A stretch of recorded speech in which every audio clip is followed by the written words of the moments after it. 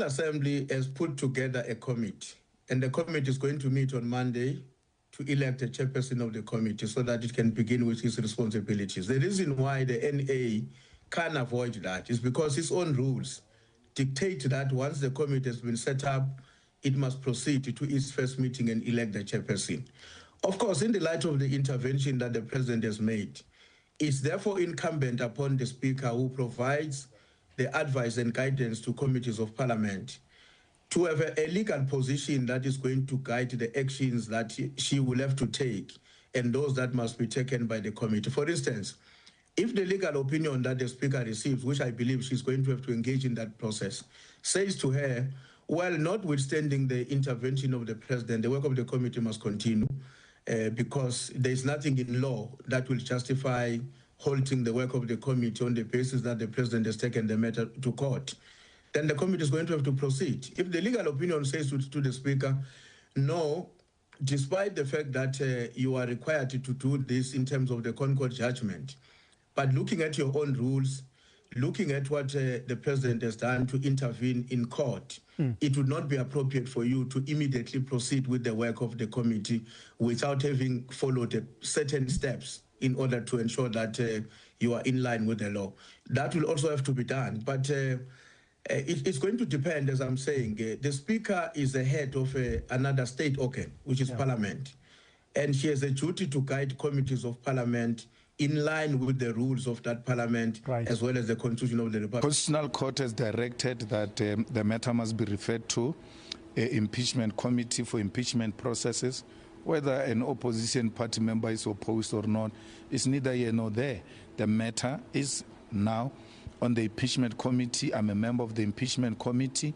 We're just waiting for the first meeting where we would elect the chairperson of the committee. We prefer that it should be someone from outside the GNU if we are going to have a genuine impeachment process. Those are parliamentary dynamics that we'll engage with. But we're writing to her to say to her, firstly, you need to write your intention to oppose, because that panel report is no longer Ngobo's report. It's a parliamentary document now. It's a property of Parliament. So we are the custodian of that report. We're the ones who sanctioned that process. It produced this and we own it, and then we need to oppose. But we doubt if she will oppose. That's why we're writing to her, because she voted no. She voted against the same report that the president is saying is going to review. She raised her hand, the unprincipled speaker, to say, no, this report must not be sent to impeachment.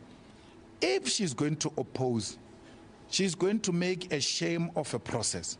They're either going to assemble a weak legal team, which Ramaphosa's team will walk all over it, and the court will say this thing is reviewed and set aside.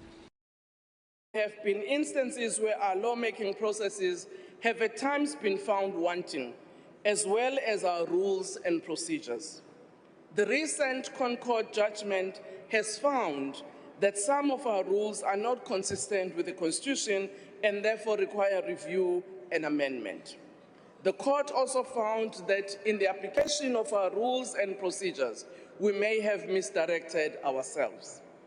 This last Concord judgment and other rulings before it from other courts require us as this Parliament to be rigorous in how we make legislation, rules and procedures.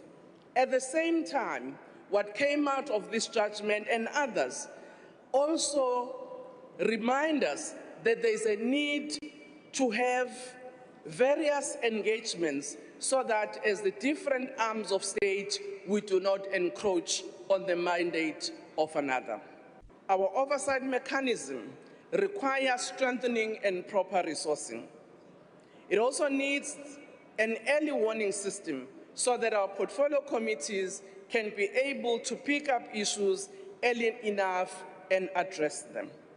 A case in point are issues that came out that led to the formation of the ad hoc committee dealing with issues of allegation by General Mkhwanazi.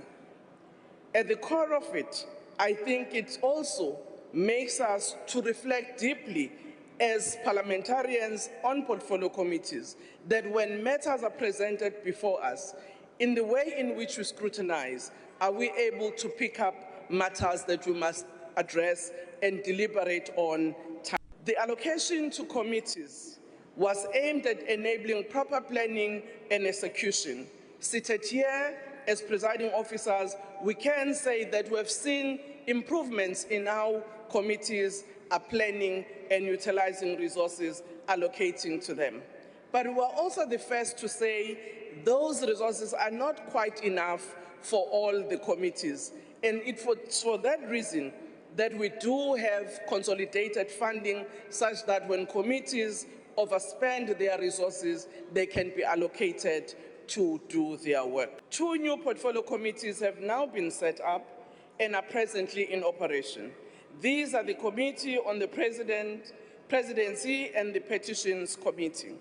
The 2 committees have held their workshops and are already undertaking their work.